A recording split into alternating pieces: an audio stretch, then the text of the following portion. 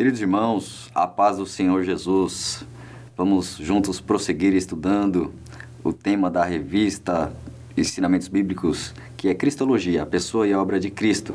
A lição de número 5 tem por título Jesus Cristo segundo os Evangelhos. Então veremos como ele é apresentado em cada um dos Evangelhos, ele que é o tema central em toda a Bíblia, em todos os livros. De alguma forma ele é representado com figuras, símbolos, pessoas com ministérios semelhantes a algum aspecto da sua obra, mas a clareza, a verdade, a essência, a profundidade é demonstrada na sua vida, descrita, narrada nos 4 evangelhos. O comentarista da lição deixou para nós na mensagem para refletir o seguinte: os evangelhos afirmam categoricamente que Jesus é o Filho de Deus, que foi enviado ao mundo para salvar a humanidade de seus próprios pecados. Então veremos como que ele é descrito, apresentado nos 4 evangelhos, e o evangelho de Jesus Cristo, que é a revelação de Deus, do seu plano, o ápice do seu plano, onde ele, ao longo da história, foi trabalhando para chegar neste momento onde ele se faz carne e vem consumar a obra de redenção.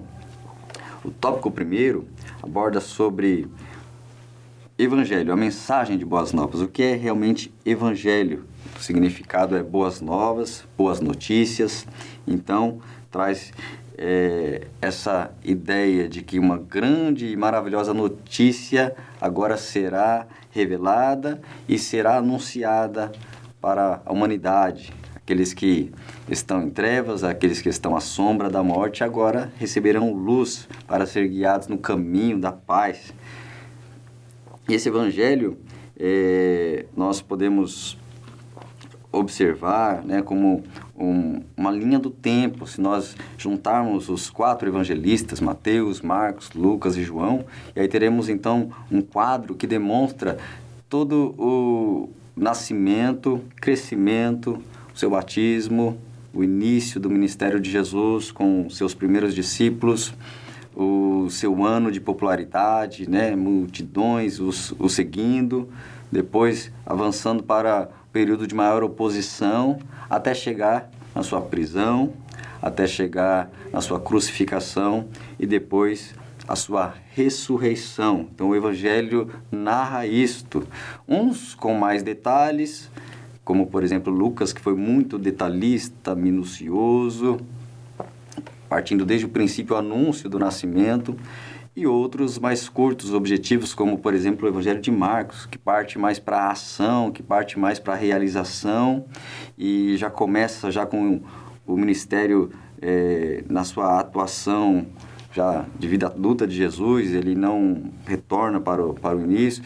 Então a gente vê essas diferenças, porque são 4 evangelistas, 4 pessoas narrando a história de Jesus, seus ensinamentos, todo o seu trabalho, desde a demonstração de detalhes também geográficos, mostra o local do nascimento, Belém, o local da sua vivência na infância, Nazaré, depois as movimentações dele durante o ministério, uma grande parte de tempo ali na Galileia, outros momentos em Pérea, passa por Samaria, até Jerusalém, e ali em Jerusalém onde é preso, onde é julgado, inclusive até julgado injustamente, vários julgamentos durante toda aquela madrugada, né, sem o devido processo que deveria ir de uma área jurídica, né, de defesa, de realmente uma argumentação e embasamento que comprovasse alguma coisa, e depois a sua morte, e depois são narrados detalhes pós-ressurreição. Então o Evangelho é maravilhoso, e aquilo que era antes uma sombra, nós vimos nos livros anteriores do Antigo Testamento, uma sombra. Eu ter um objeto onde está projetada a sua sombra numa parede, por exemplo, eu sei um formato aproximado mas quando se acende a luz eu começo a enxergar como é aquele objeto. Ao chegar perto eu vejo como que, com mais detalhes, né, aquele objeto. Então, ou seja, a sombra era uma coisa, eu via parcialmente, entendia parcialmente. Agora, com o objeto, sim, bem próximo, com a luz acesa diante de mim, eu consigo entender claramente que objeto é esse, qual é a cor, como ele é. E foi assim os evangelistas narrando como era andar com Jesus, ouvir Jesus, conversar com Jesus, como ele ensinava, como ele agia, como ele repreendia, como ele formava como um excelente mestre. Então, tudo isso é demonstrado no Evangelho, onde é uma transição, então, da figura para a realidade. Tanto que é demonstrado que o João Batista aponta, olha, eis o Cordeiro de Deus que tira o pecado do mundo e mostra ele. Então, antes era um cordeiro, a figura. Passa Jesus e ele agora mostra, aqui está ele. Ele é o que vai remover os pecados de toda a humanidade. E esses 4 evangelhos têm como foco os principais povos daquela época. São 4 evangelhos, então percebe-se pela forma de escrever, pelo conteúdo, o direcionamento, onde um tem um foco maior aos judeus, outro tem um foco maior aos gregos, outro tem um foco público-alvo aos povos romanos, as pessoas envolvidas ali com o maior império da época, e outro que tem como foco, objetivo claro, para a igreja. Então, os principais povos da época são contemplados nesses 4 evangelhos, que, na verdade, é um único evangelho universal, contempla toda a humanidade. Dentre esses 4, 3 são conhecidos por serem os sinóticos, né? Ou uma visão conjunta, ou seja, tem um fato e se eu tiver algumas pessoas naquele mesmo ponto de observação, eles vão provavelmente narrar aquele fato de forma parecida. Tem um fato, 3 pessoas estavam ali perto do ocorrido, eles vão narrar com a diferença da sua personalidade. Um é mais detalhista, outro é mais prolongado, outro fala de forma mais curta, mas cada um vai narrar aquele mesmo fato do mesmo ponto de vista. E aí, se surgir um outro observador com outra informação, do outro ponto de vista, de outro ângulo, com outras informações, ele então vai narrar com algumas particularidades. Então, a gente teria diante de um fato algumas pessoas narrando de uma forma e outro narrando de outra, por causa do seu ponto de vista ou informações diferentes que ele teria. E é o que acontece no Evangelho. 3, né, Mateus, Marcos e Lucas, são conhecidos por serem os evangelhos sinóticos, pois muitos ensinamentos estão repetidos neles, muitos fatos se repetem entre eles, mas também não são exatamente iguais. E essa diferença entre eles, de não serem realmente a mesma sequência, totalmente mesmos ensinos e parábolas, o que às vezes tem nenhum, não tem todos no outro, isso também dá mais confiabilidade, mais credibilidade, né? Se tiver um fato, por exemplo, numa sala de aula, eu chegar para os alunos e perguntar o que aconteceu, né? Me explica o que aconteceu aqui. E todos começarem a falar exatamente a mesma frase, a mesma sequência, do mesmo jeito, a gente vai entender, opa, tem algo combinado aqui. Eles estão combinando o que dizer, o que falar. Se for espontâneo, cada um vai falar do seu jeito, da sua forma, né? Então, esses 3 sendo sinóticos, porém, com as particularidades, traz essa confiabilidade. São pessoas descrevendo.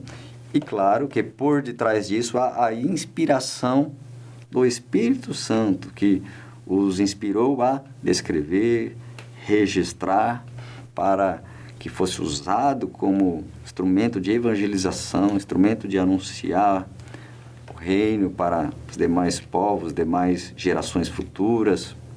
E o objetivo de Deus era também para que houvesse esse registro, esse documento, registrando a vida de Jesus, ensinos e obra para toda a humanidade dali em diante.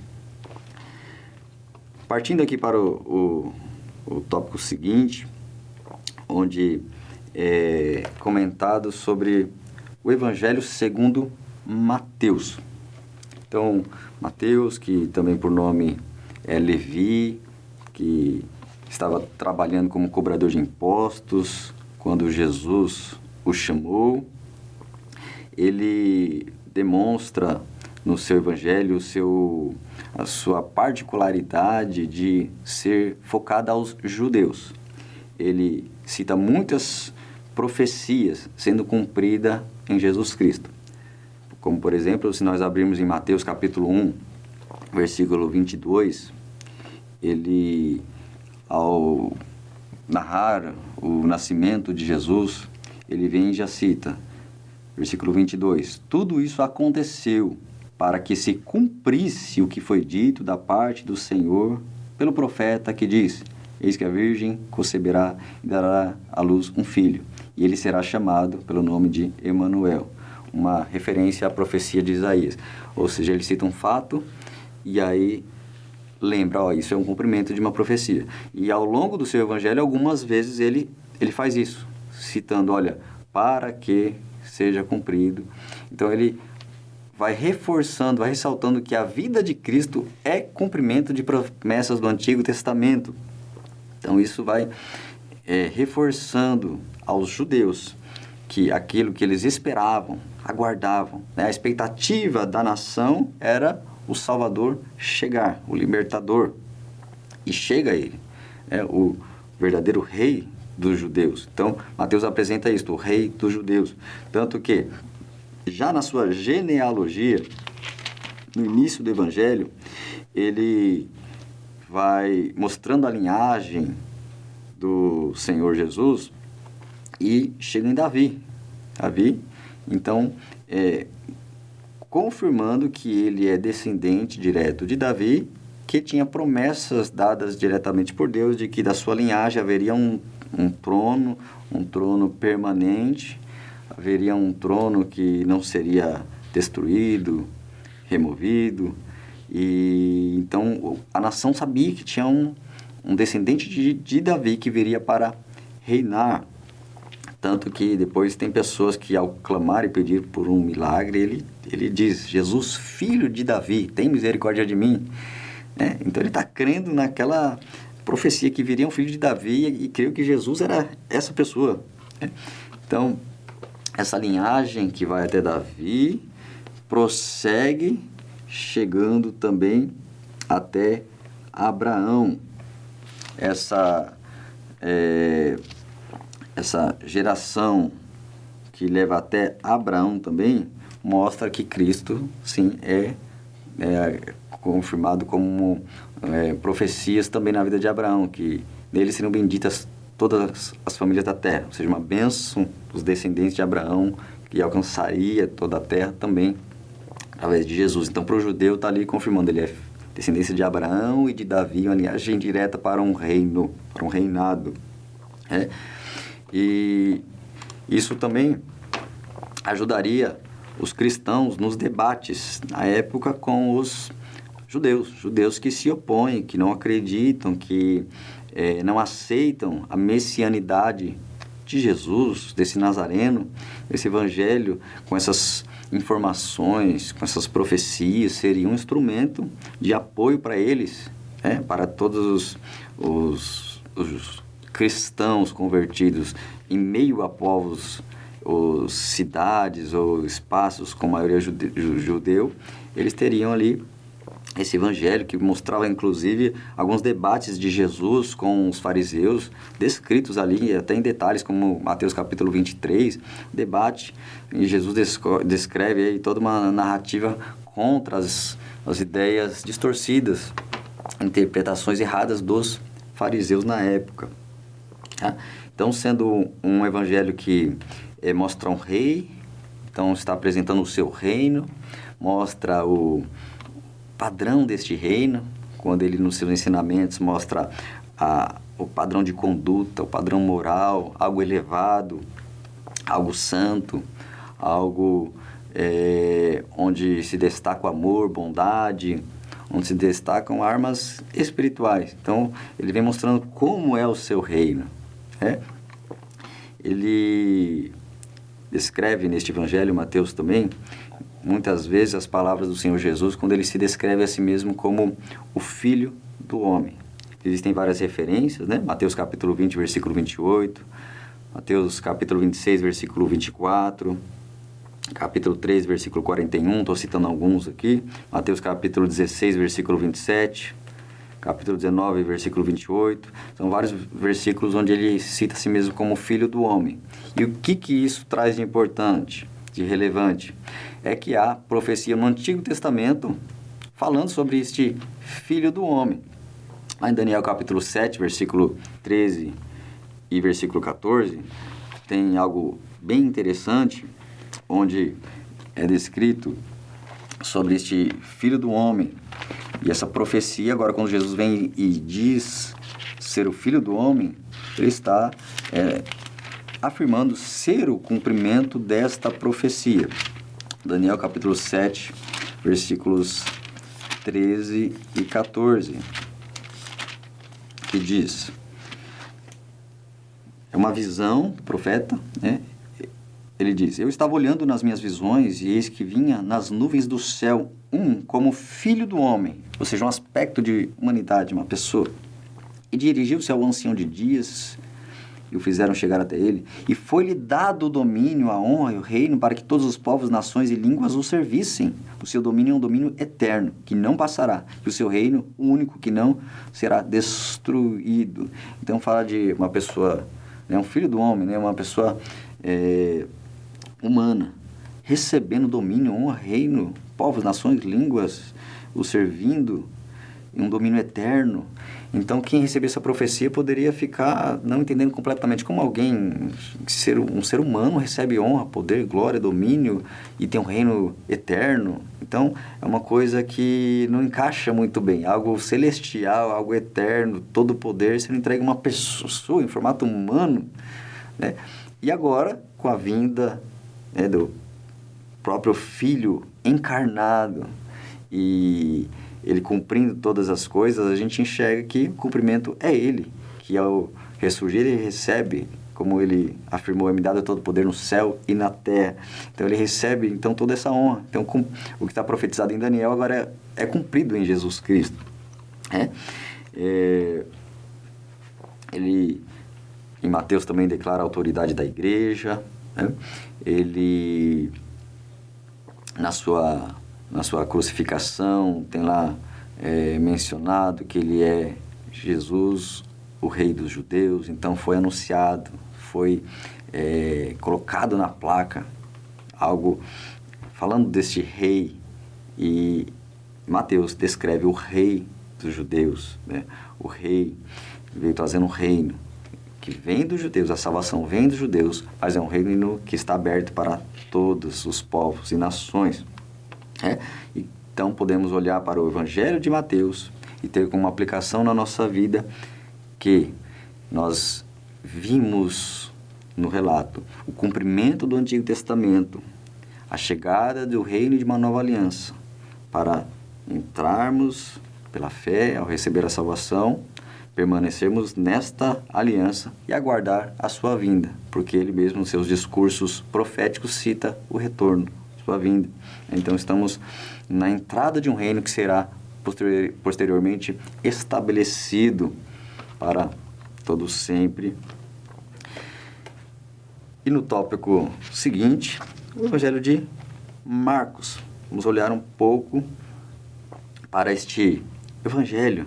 Esse é um início aqui para que você avance na preparação da sua aula, que você vai adequar da melhor maneira a forma de apresentar de uma maneira talvez onde você possa pôr algum recurso visual, né? uma imagem, um quadro, onde você pode citar palavras-chave, aí Mateus, Marcos, Lucas, João, qual o público, foco de um evangelho de cada um dos outros, como Cristo é apresentado em um e nos outros, né? Pode apresentar algo, pode buscar a melhor maneira, com certeza. E nossos amados irmãos assimilem essa apresentação de Jesus um pouco diferente em cada evangelho. No de Marcos, né, o João Marcos, que é sobrinho de Barnabé, ele mostra já um evangelho bem diferente, né? Um evangelho conhecido como o evangelho da ação. onde a característica desse evangelho é atividade, é realização, é movimento de um ato, né? Uma cena onde ele está ali fazendo, e ele rapidamente já parte para outro. Então, é um acontecimento atrás do outro. O Evangelho de Marcos, então, tem essa dinâmica, onde a palavra imediatamente, dependendo da versão, né, logo em seguida, a palavra imediatamente aparece mais de 40 vezes. Então, ele faz algo e imediatamente ele vai para outro lugar, imediatamente vai fazer outra coisa, e fala com, né, um enfermo e cura, e ali vai para um outro grupo de pessoas. Então, ele está agindo. É também um evangelho que é mais objetivo, mais curto, então ele é mais resumido. O alvo, o público diretamente direcionado a esse evangelho está relacionado mais aos romanos, aos cidadãos daquela época, onde já não teria tanta necessidade, se eu falar para o cidadão comum, eu reforçar a sua linhagem, genealogia, então ele não entra nisso, não entra nesses detalhes.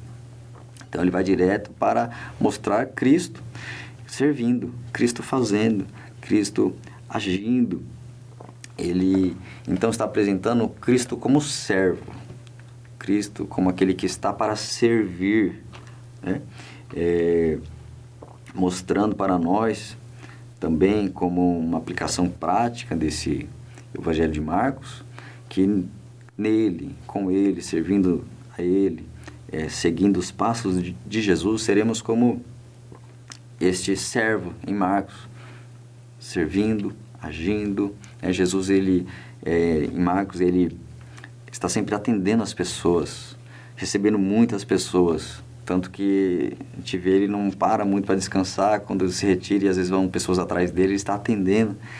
Então, retrata uma parte da característica de Jesus, que é essa prontidão em servir, trazendo para nós a aplicação prática em também sermos servos, sempre aqueles prontos a servir.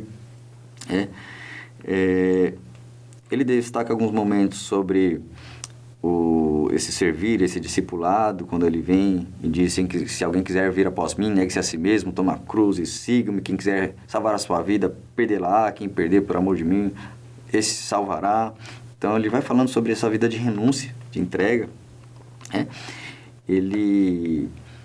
Muitos pontos ele reforça a necessidade de fé nele, né? As pessoas são exortadas a terem fé, os discípulos exortados a realmente terem fé. Ele fala sobre sinais que seguem os que creem, ele mostra ensinamento com poder, onde uma característica dele, sendo esse evangelho de muita ação, há muito enfrentamento. Chega lá e expulsa um demônio e manda o demônio embora. Tanto que tem um versículo interessante em Marcos, capítulo 1, versículo 27, onde as pessoas ficam surpresas com essa autoridade dele, com esse poder dele. Marcos 1, 27 diz: E todos se admiraram, a ponto de perguntarem entre si, dizendo: Que é isto? Que nova doutrina é essa? Pois com autoridade ordena aos espíritos imundos, e eles lhe obedecem. E logo correu a sua fama por toda a província da Galileia. As pessoas então estão surpresas com a sua autoridade. Nós podemos ver que se enxerga a sua autoridade como mestre, a sua autoridade nas curas, né? A autoridade então sobre o corpo humano, dando ordens, curando ali diversos tipos de enfermidades. A gente vê ele curando leproso, paralítico, mão ressecada, né? Ressequida, surdo, mudo, cego. Ele ali curando as enfermidades mais graves da sua época, mostrando essa autoridade sobre acima das enfermidades, né? Ele veio para levar nossas dores. Também, em muitos momentos, é demonstrada essa autoridade sobre a natureza, né?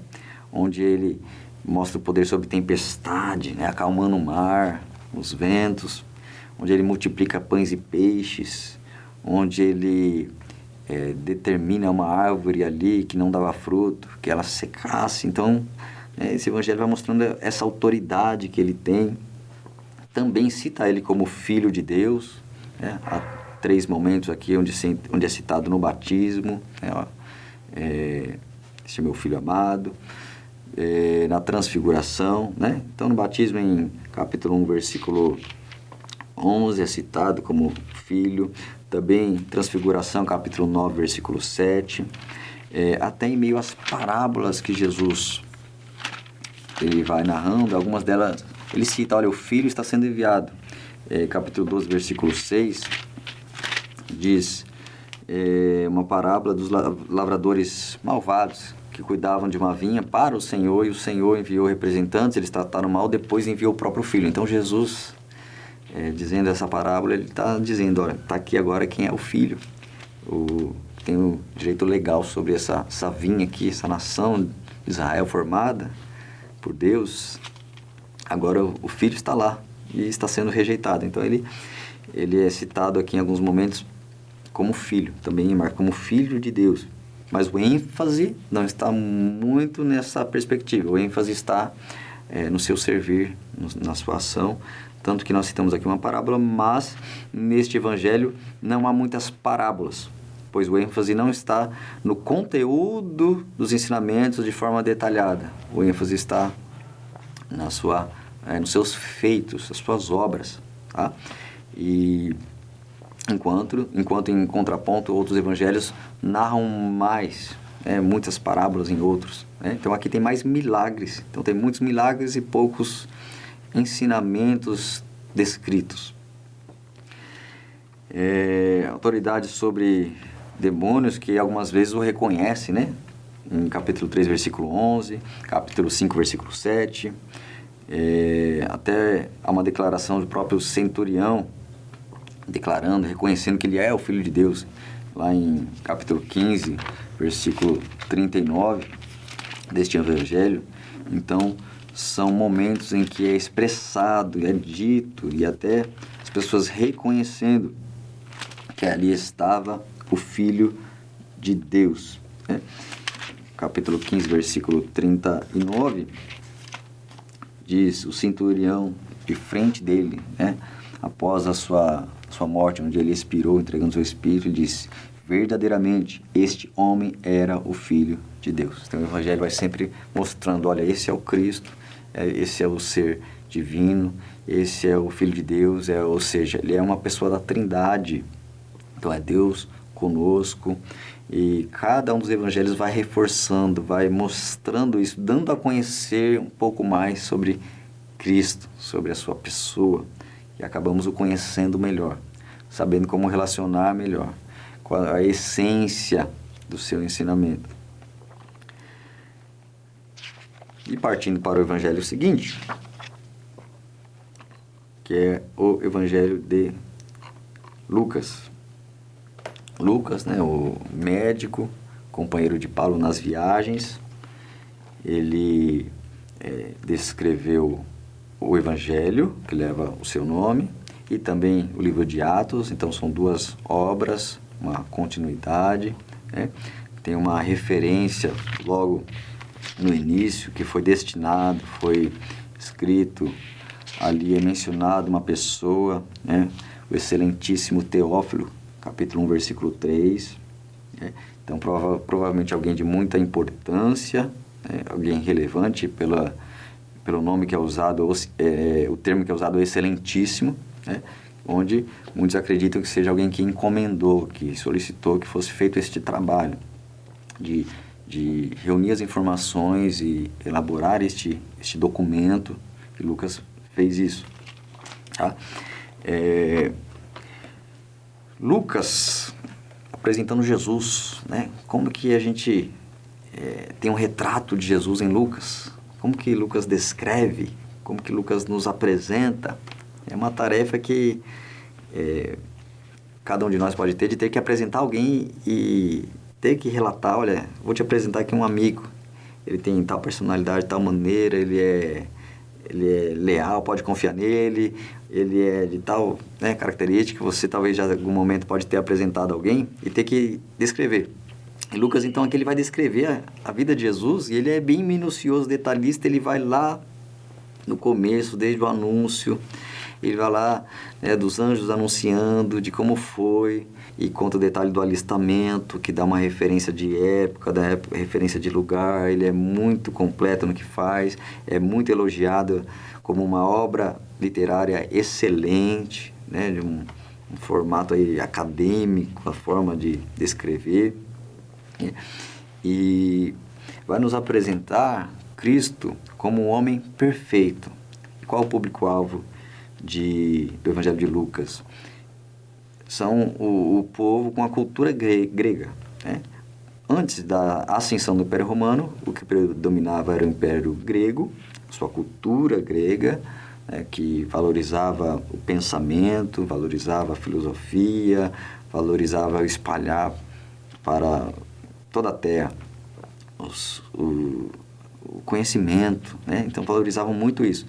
Então Lucas vai mostrando aqui, é o que mais aprofunda nos ensinamentos, nas parábolas, no conteúdo, ele descreve muito tudo isso, e a gente vê que tem este foco, esse público-alvo, né? Esse povo com cultura grega, tem esse direcionamento, porque eu e você podemos pegar a mesma informação e passar para alguém e avaliar como que eu vou passar a informação. E eu posso passar a informação para alguém que é muito culto, vou descrever de uma maneira. Para alguém que é muito simples, eu vou de outra maneira, para que ele entenda, para que ele compreenda. Então, quando eu tenho um público-alvo, onde eu sei para onde eu estou enviando uma mensagem, uma explicação, eu devo pensar nisso, né, para que seja bem recebido. Então, se eu tenho um foco grego, vou mostrar um certo conhecimento, vou mostrar os ensinamentos dele.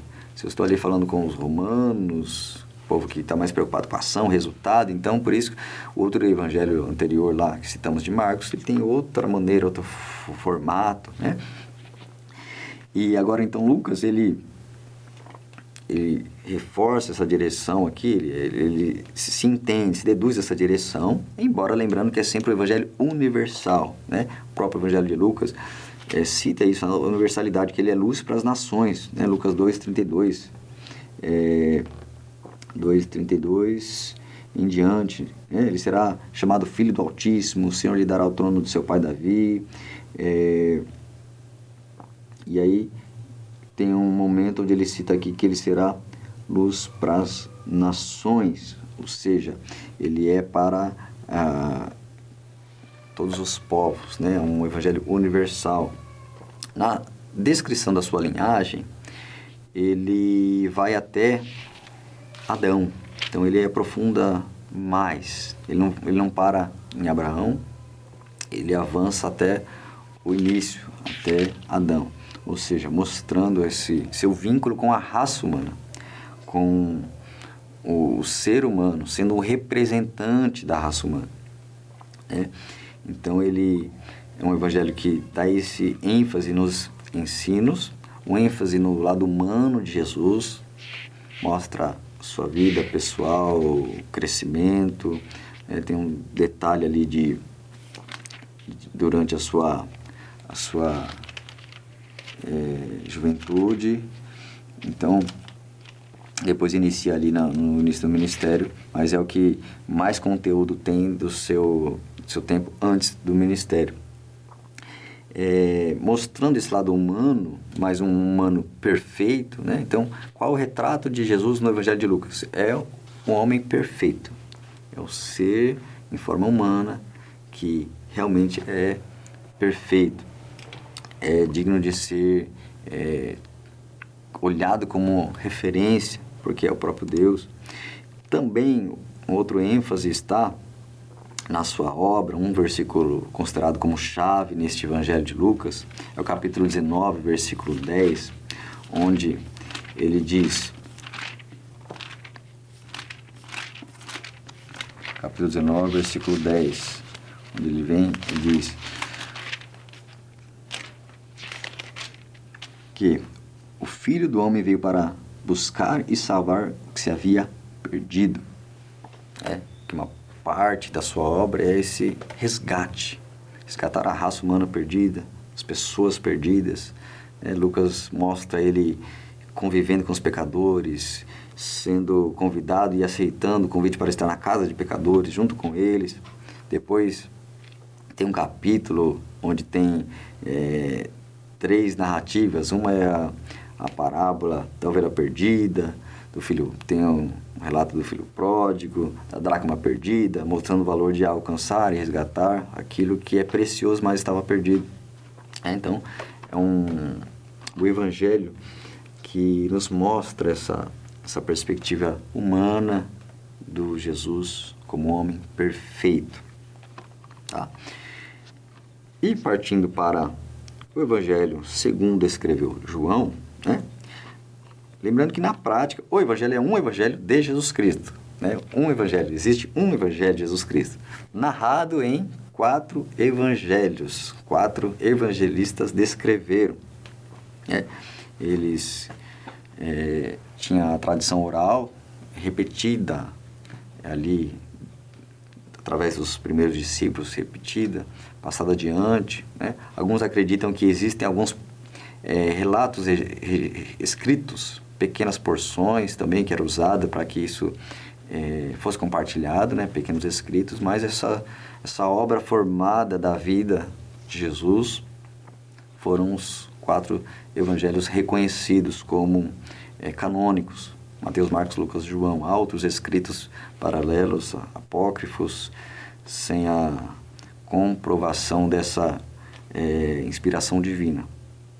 Os 4 são esses: Mateus, Marcos, Lucas, e agora iniciando o de João, que é bem diferente dos demais. Os outros 3 são os sinóticos, né? O mesmo ponto de vista, o mesmo estilo e forma, mostrando mais um ênfase no lado humano.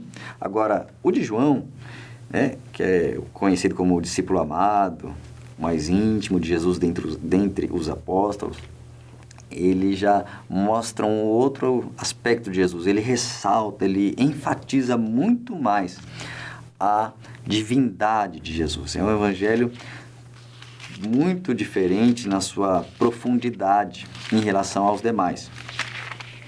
João, capítulo 1, ele já inicia, os primeiros versículos já mostram essa diferença de forma muito clara. João 1, quando ele vem dizendo: no princípio era o verbo estava com Deus, o verbo era Deus, estava no princípio, tudo foi feito por ele, sem ele nada do que foi feito se fez. Nele estava a vida, e a vida era a luz dos homens. Então ele vai falando de algo muito mais profundo, e aí vai mostrando que Cristo é o verbo, é a palavra, é a pessoa da Trindade. Então, como que é Cristo apresentado no Evangelho de João? É o Filho de Deus, o verbo encarnado, o Deus, o divino, né? O objetivo, ele mesmo cita o objetivo desse Evangelho. Lá no finalzinho, capítulo 20, versículo 31, ele diz o objetivo deste livro escrito por ele, chamado Evangelho segundo João. João capítulo 20, versículo 31. Ele diz: estes, porém, foram escritos para que creiais que Jesus é o Cristo, o Filho de Deus, e para que, crendo, tenhais vida em seu nome. Então ele descreve o objetivo, olha, para que creiam que ele é o Filho de Deus e, crendo, tenham vida, né? Aquilo que antes era uma figura, olha, uma figura em outro livro que teria uma rocha que jorrou água. Agora ele vem e se apresenta como aquele que tem água viva. Ele tem uma vida espiritual que sacia o ser humano. O que antes havia lá uma figura de um maná que caía e foi sustento deles, ele vem e diz: olha, eu sou o pão vivo que desceu do céu. Quem comeu aquele pão morreu. Agora quem come das minhas palavras, esse vai viver eternamente. Então ele se apresenta como pão. Então ele também, sendo mostrado como o Logos, é o Criador, ou seja, que tem o poder da vida em si mesmo e pode dar essa vida. Então ele é mostrado, né, como essa água, como esse pão, como o que tem o domínio sobre a vida.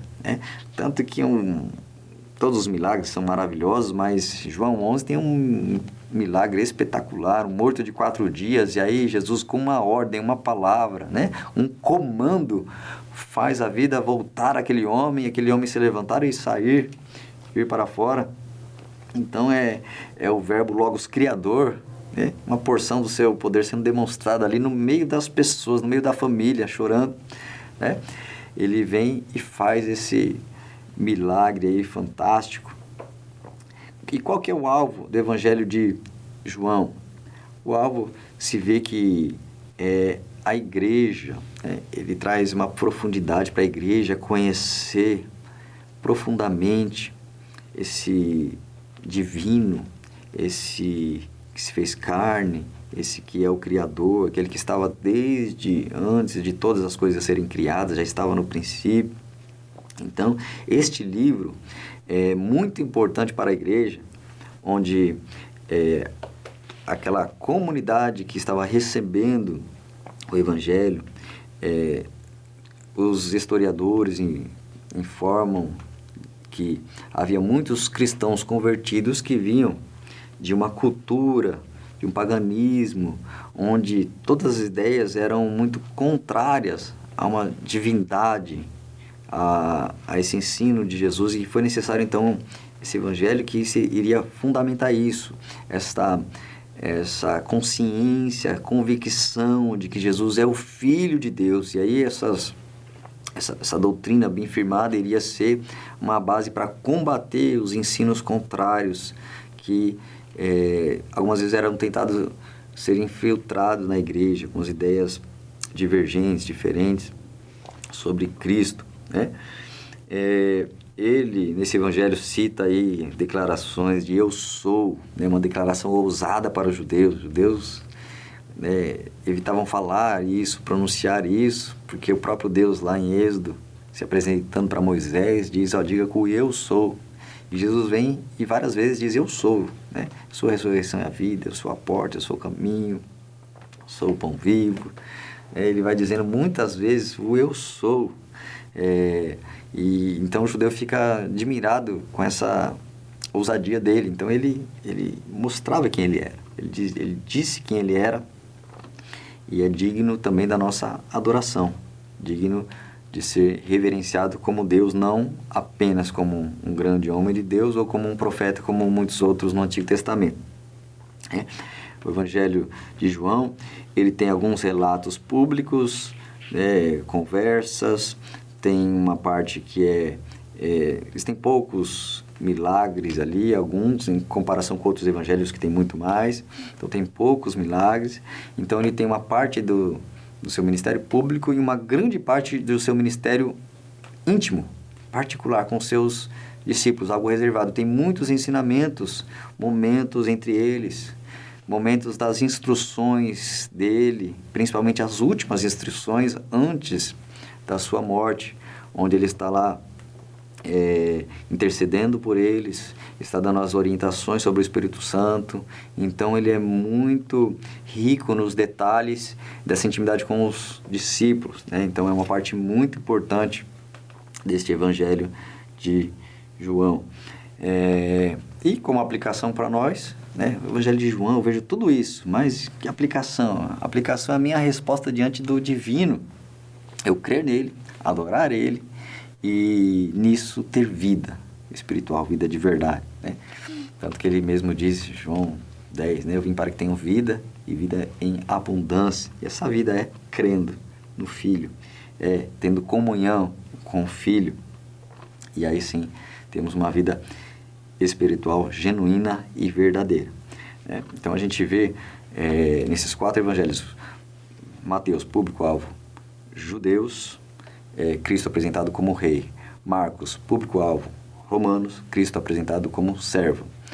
Lucas, público-alvo, povos de cultura grega, Cristo apresentado como o homem perfeito. E agora João, público-alvo, a igreja, Cristo apresentado como o verbo divino. E para finalizar, vamos partir para uma visão conjunta disso, onde um versículo aqui citado na lição, na conclusão, ele cita Ezequiel, capítulo 1. E é interessante essa visão de Ezequiel, onde ele vê ali, naquela visão celestial, aquele trono, e aí vê aquelas imagens, aquele ser com 4 rostos, 4 imagens, né? 4 faces, onde uma delas é uma face de leão, uma face de boi, uma face de águia e uma face de homem. Então, 4 faces, aquele ser, né? Diferente. Se você tentar imaginar essa cena, né? Ela é um pouco estranha, né? Como alguém lá no céu e tem essas 4 faces, né, sendo apresentadas. E a gente relaciona essas imagens à figura de Cristo nos Evangelhos, né? Essas 4 imagens são bem encaixadas no que é apresentado no Evangelho, né? Essas 4 imagens em Ezequiel, nós podemos relacionar da seguinte maneira: leão, né? Então, uma face ali era o leão. Leão, conhecido por ser o rei dos animais, mostra uma imagem que é imponente, né? Mostra, então, poder, força, realeza, né? Então, isso é uma referência a Jesus como Messias, que está descrito lá em Mateus, né? Como a outra face mostra uma imagem de um boi. Boi é um animal para trabalho, utilizado pelo homem para trabalhos fortes, pesados, trabalho incessante, né? E Jesus é aquele que veio para, não para ser servido, mas para servir, né, aos homens. Então, essa face corresponde a Cristo no Evangelho de Marcos, aquele que veio para servir, né? A outra face, face de homem. Então, naquela visão, uma face de homem. E Jesus, nesse seu lado humano, é bem apresentado no Evangelho de Lucas, que mostra o homem perfeito, o homem que se fez ali, é o divino encarnado, e como homem enfrentou as tentações, enfrentou as dificuldades de um ser humano e venceu todas elas. Então, um homem perfeito, um homem que venceu, né? E a outra face é uma face de uma águia, onde a águia é conhecida como uma ave aí excelente, de grande porte, forte, corajosa, né? Tem uma fama de ser como uma rainha das aves, pela sua imponência, uma visão excelente, ela é inteligente. Então, ela tem uma visão muito, muito boa, muito forte, né? Então, é um símbolo da visão de Deus, sendo ali aquela que vai às mais altas posições. Então, o Cristo que venceu, que ascendeu, um Cristo triunfante. Então, a águia, podemos correlacionar o Evangelho de João, um Cristo divino e triunfante, né? Então, são essas 4 figuras: visão de boi, visão de uma águia, visão de um homem e visão de um leão. Essas 4 figuras mostrando uma parte do que é descrito de Cristo nos Evangelhos. É claro, sempre devemos trazer as aplicações disso, né? Eu vejo o leão, né? Jesus é o leão da tribo de Judá, profetizado, e como aplicação eu devo ter o que como ensinamento para a minha vida? Eu vejo ali Cristo como leão, então eu vejo a autoridade, o rei, o reino, e eu como súdito devo crer e confiar no rei e seu reino, né? Eu olhar para ele como ali a figura do boi, trabalho, aquele que tem força, né? Então, como aplicação, eu tiro que assim como ele serviu, eu posso e devo servir também. Do Senhor vem a força para executarmos as obras de Deus, né? Então, como ele serviu, nós devemos servir também. Eu vejo ali, então, a figura de um homem. Ele, como homem, venceu, foi perfeito. Então, eu devo crer, com aplicação nisso, de que eu mesmo na minha humanidade, em Cristo, eu venço. Em Cristo eu sou aperfeiçoado, em Cristo eu sou santificado, estou rumo à estatura perfeita. Então, eu estou amadurecendo, prosseguindo, como diz o provérbio, a vereda do justo vai brilhando mais e mais até ser dia perfeito. Então, o homem ali mostra que nós, como humanos, podemos vencer, podemos viver segundo a vontade de Deus. E águia, posso tirar como aplicação pessoal, né? Se com Cristo morremos e vivemos, nós estamos aí nas alturas, né? Fomos levantados e assentados e colocados numa região celestial. Seremos com Ele glorificados. Temos uma visão profunda, discernimento de todas as coisas, uma visão espiritual que o mundo não compreende. E falando de alturas também, nós vamos ser arrebatados para encontrar com Ele nas alturas.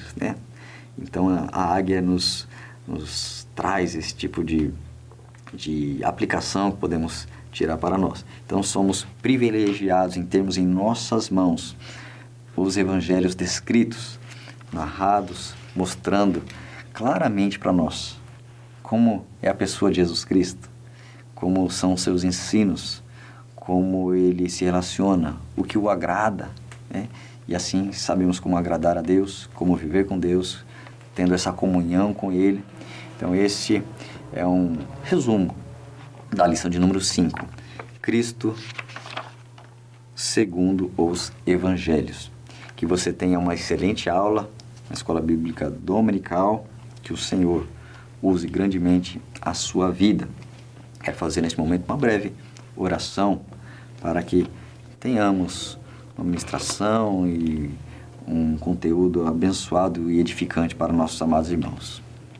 Querido Deus, no nome de Jesus, quero neste momento apresentar nosso amado irmão, irmã, professor, que acompanhando este bate-papo, esta aula, ele seja edificado, seja inspirado a buscar da melhor maneira graça, unção, para que durante a aula nossos amados irmãos sejam despertados, fortalecidos, acrescidos em fé, para olhar para Cristo, para valorizar o que recebemos através dos evangelhos e desfrutar dessa vida abundante. Senhor, no nome de Jesus, usa grandemente cada um dos ensinadores nas classes de escola bíblica dominical e grandemente instrumentos de vida, de edificação, de transformação, de crescimento espiritual para a glória do Teu nome.